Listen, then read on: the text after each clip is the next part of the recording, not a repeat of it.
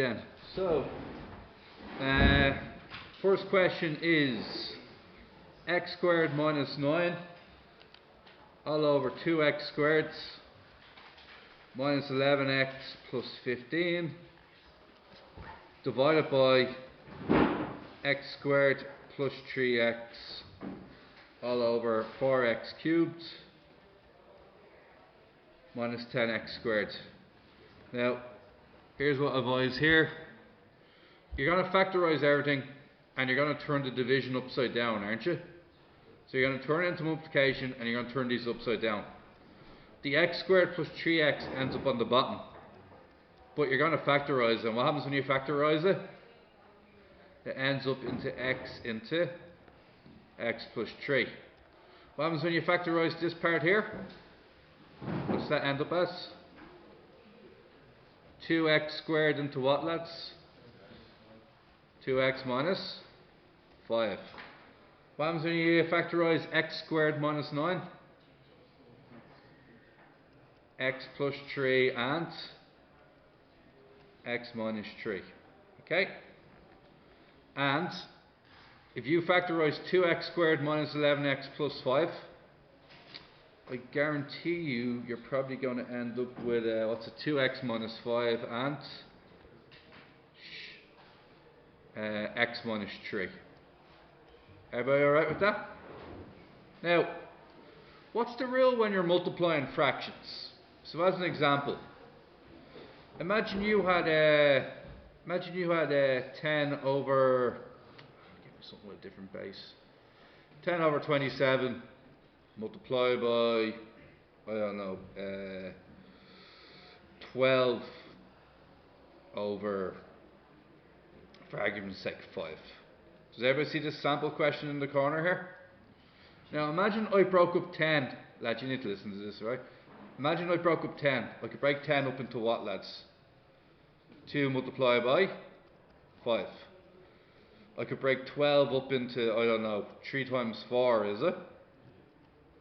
I could break 27 into 3 times 9. Now, anything on the bottom can cancel anything from the top. So what would cancel? 5s would cancel. The 3s would cancel. And what would my answer be? 2 times 4? 8 over 9. It's the same logic with this. Anything from the top can cancel anything from the bottom. Okay? So anything from the top can cancel anything from the bottom. So what do we think here? What about the x plus 3 with the x plus 3? The x minus 3 with the x minus 3. The 2x minus 5 with the 2x minus 5. What's left then? 2x squared over x. And what about that? 2x. Is that alright with you guys? Happy days. Okay. Next question.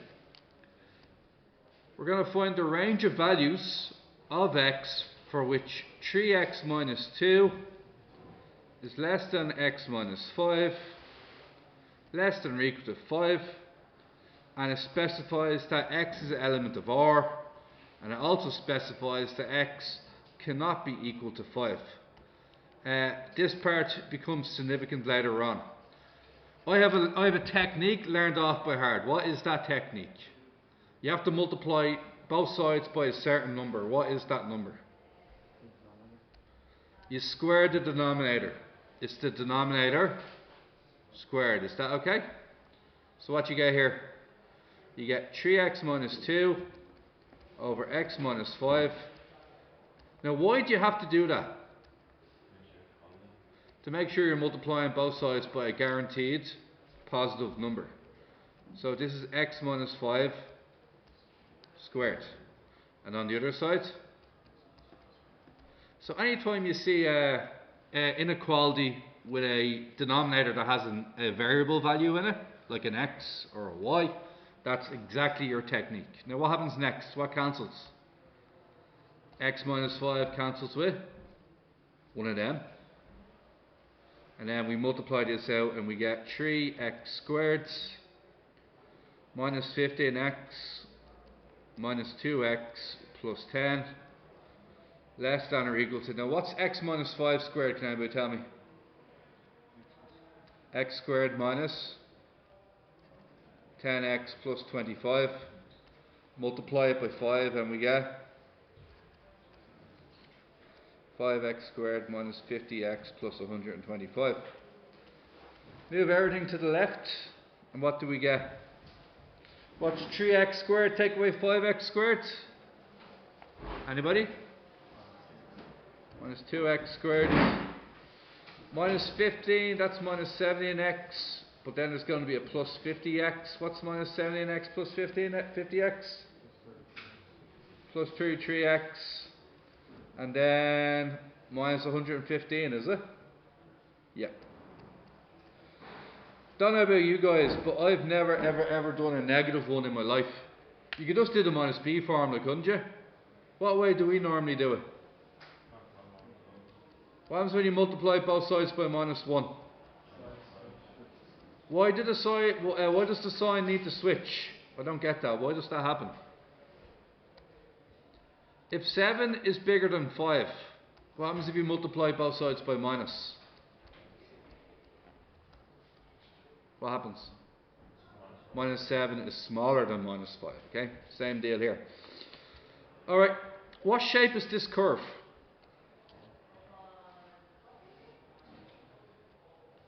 What shape is it, U or N shaped? Somebody other than Charlie? Alright, just repeating Charlie's answer. So, alright, it's U shaped. It's not C shaped. I haven't done one of them yet. Alright, it's U shaped. But what do I not have an idea of? I don't know if it's both of them are over here, both of them are over here, or if there's one to the left and one to the right. What I mean by one to the left and one to the right is its roots. The roots are where it crosses the x-axis. The y value is 0, so we're going to figure out we're going to solve this equation. Turns out you can use the minus b formula if you want, or by some miracle you manage to factorize it. It works like this, I believe. Is that 28 or 23? Sorry, give me a sec. Yeah. Who did the minus b formula? Anybody do the minus b? Did you get those two answers?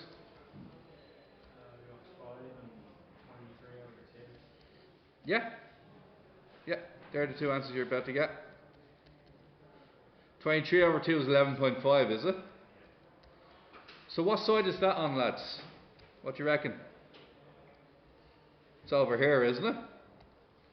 That's 5 and that's 11.5. You cool with that? Do you want, now this is where you all sort of go a bit crazy on me here. All your signs are all over the place. Is it above or below the axis we're looking for? Above or below? Above. Where is it above the axis?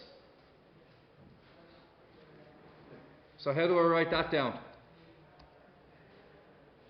All the values smaller than or equal to 5. I've made a mistake. What is the mistake? It's specific in the question. X is not allowed to be equal to 5. So what should my answer be then? X is less than 5. And what else? Bigger than 11.5. Is that okay with you guys? Do some of you guys write it like this? You spin that around and you say 5 is bigger than X and X is bigger than. Who does that? Just 2 or 3 of us that do it like that. Yeah, that works. You can spin it around, it doesn't have to be less than. But both signs have to be in the same direction, do you got it? You're not allowed to do 5 is bigger than X, then X is smaller than 3. You don't do it like that. The signs, generally speaking, are always in the same direction. Does everybody know what I mean by that? They're in the same direction. It has to be two greater than signs. Oh, sorry, greater than equal for the second part, isn't it? Sorry, it's greater than or equal for the second part because it's allowed to be 11.5.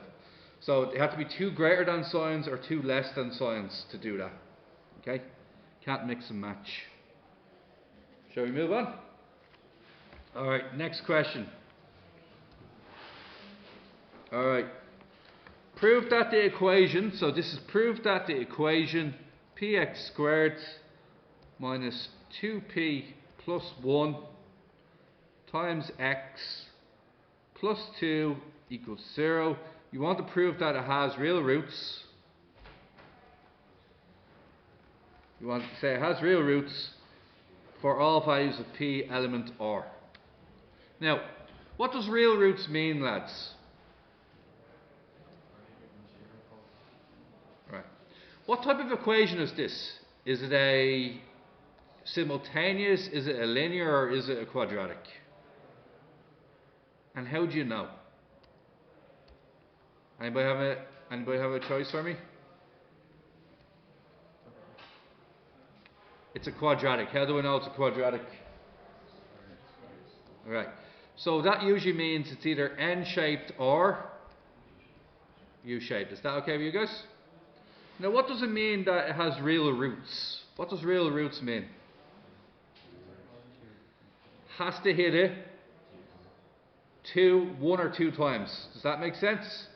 If the graph is down here, does it have real roots? Why doesn't it have real roots? Doesn't hit the axis. What about the blue one? Does this have real roots? What about here? Yes, one repeated root, and here? Two distinct roots. Alright? You learned something called the discriminants. Does anyone know what the discriminant means? D-I-S-C-R-I-M-I-N-A-T. Discriminants. Anyone know what it is? Yes. B squared minus 4ac. If it's bigger than or equal to 0, there's real roots. Okay, so let's try that out. What's the a value? What's the b value? We'll just multiply that out, will we? Yeah, and the c value? 2. Let's lob it in and figure it out. How many people did this in the test? You knew that this was the procedure. Perfect. So you either revised that section or you didn't, correct? You either revised it or you didn't, right? There's nothing difficult here yet. Multiply it out, and it's going to be minus 2p minus 1 by minus 2p minus 1, which is going to be 4p squared plus 4p plus 1 less than 8p, and it always has to be bigger than or equal to 0. Okay, what's next?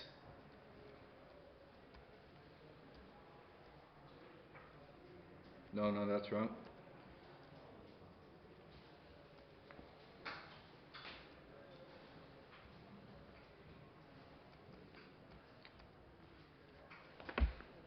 Right.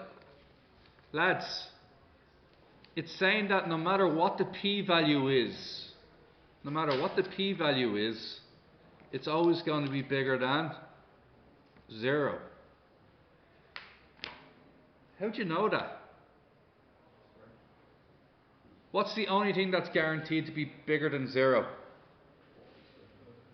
Anything squared is bigger than 0 every time. Do you get it? Anything you square is bigger than or equal to 0. Doesn't matter what number is here. Minus 5, does that work? Okay. Does 10 work? Does 0 work? I need to convert this into a perfect square to make this work. Why don't we try and factorize it? Let's try factorize this. How do you factorize it? 4 times 1? 4. Reference number is 4. Two numbers that multiply to give you 4 but add to give you minus 4. Anybody? Come on. Minus 2 minus 2. So why don't we do 4p squared minus 2p minus 2p plus 1 greater than or equal to 0. Then what do we get here? We're about to get a perfect square. And what do we have at the end then? 2p minus 1 squared is greater than or equal to 0. Why does this have to be true? Perfect square is always bigger than 0. Is that alright? You're always looking for that. If you're looking for something to be bigger than or equal to 0, you're always looking to make a perfect square to make that work. Alright. Now, would everybody agree that this part here, see that part there? Would everybody agree that part is b squared minus 4ac? Does that make sense? That is b squared minus 4ac. Now, part 2 says, hence or otherwise. So, hence or otherwise, write down the roots of this equation, which is the same equation. How do you solve equations, generally speaking? If I was to give you this equation here, how do you solve that equation right there? You'd either use factors, or what else could you use? You could use the minus b formula, couldn't you? So let's use the minus b formula. So we're going to do the same thing we did last time. What's the a value? What's the b value? What's the c value? What's the minus b formula? How many people attempted the minus b formula here? It's a quadratic equation. You solve quadratic equations by using the minus b formula. Okay? It's just the letters confuse you. You just didn't remember your basics. It's a quadratic equation. To get the roots of the quadratic equation, you use the minus b formula. Okay, what's minus b? Anybody? 2p plus 1, plus or minus. Now, we already have the answer for this, don't we? Did we not do that in the last question? B squared minus 4ac, what did it turn out to be? Turned out to be that, didn't it? So that's handy.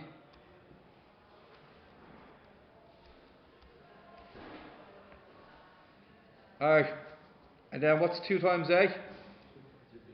2p. Alright, quick question for you. Okay, shrink all this down.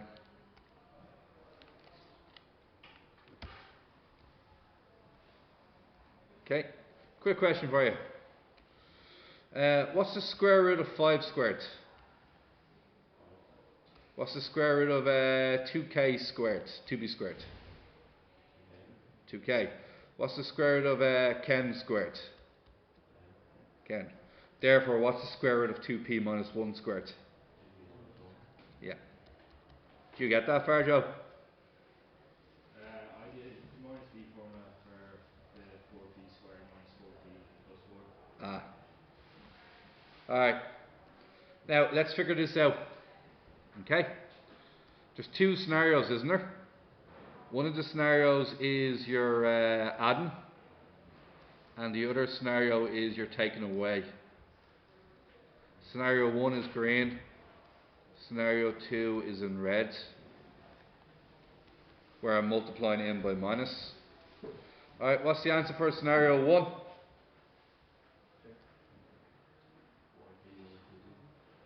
4p over. And what's 4p over 2p? 2. 2 is one of the roots. And in the second answer, 2 over 2p, which is? Yeah. I don't think anybody got that one, so I think you all need to know that. Alright, I'm going to pause here. Alrighty. Find the real values for which 2x squared plus x minus 15 is greater than or equal to 0. Yes, Joe? Yeah. We okay with that, guys? Alright, now here's what we're going to do. Once again, what shape of graph is this? It's a U-shaper, and we don't know where it's crossing. So we solve it equal to 0. 2 times 15 minus 30. 2 numbers that multiply to give you minus 30 but add to give you plus 1. 6 and minus 5. Yeah, we do it equal to 0. Now what do we get? 2x into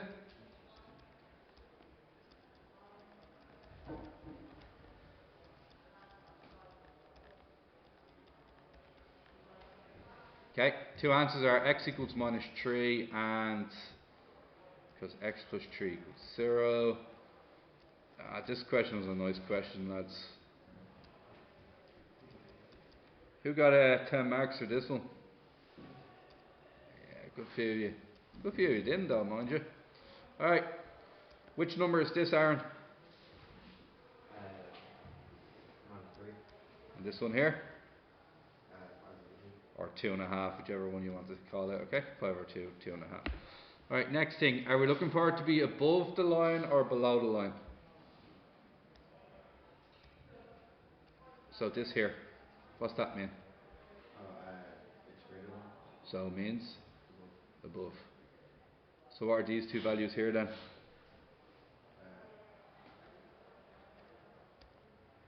To the left of minus 3?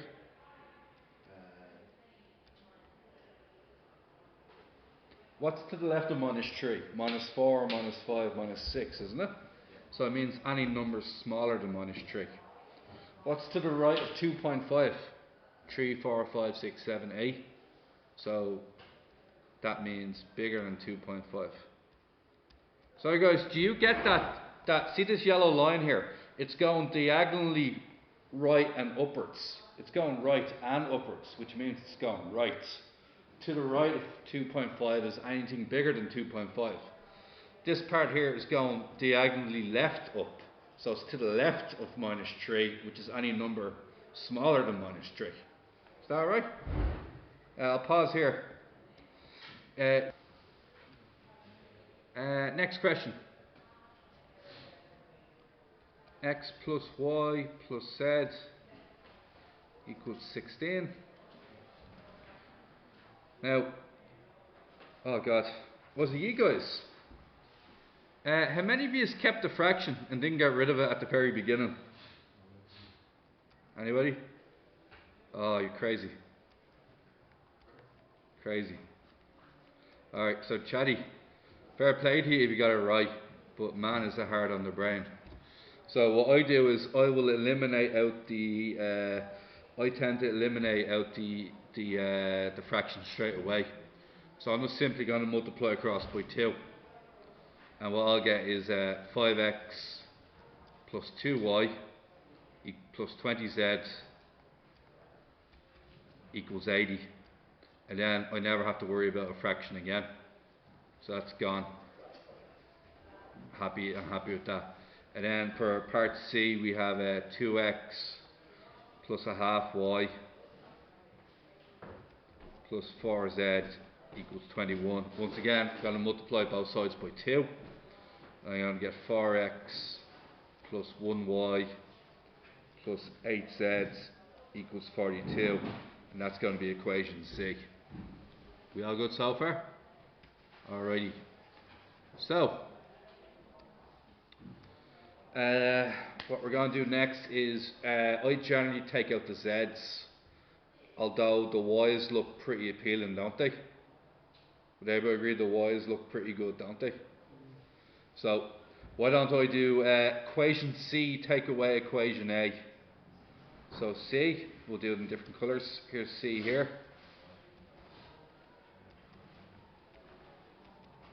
Take away A.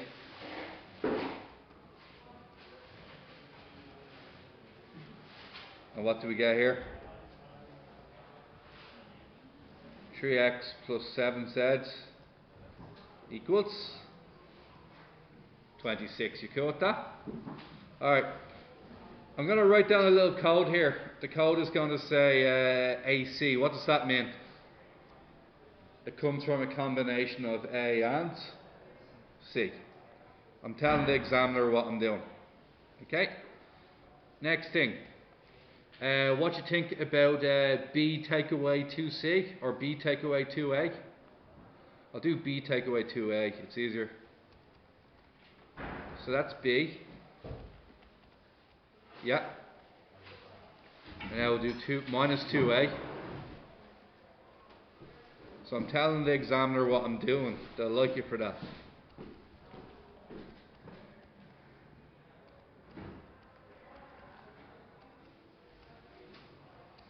What do we get here? 3x plus 18z equals, what's that, 48? Now, this is quite nice. Why is it quite nice? The 3x's are going to cancel, aren't they? So what can I do with this one down here? Just multiply it by minus, and you can very lazily just get that in there now, and you're going to have 11z equals 22, z equals 2.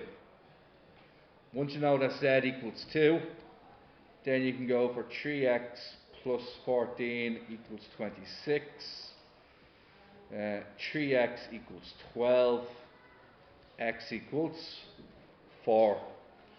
And then you know that x plus y plus z is 16. This must mean that y itself must be equal to, y must be equal to 10. Alright, who got full marks there? 15.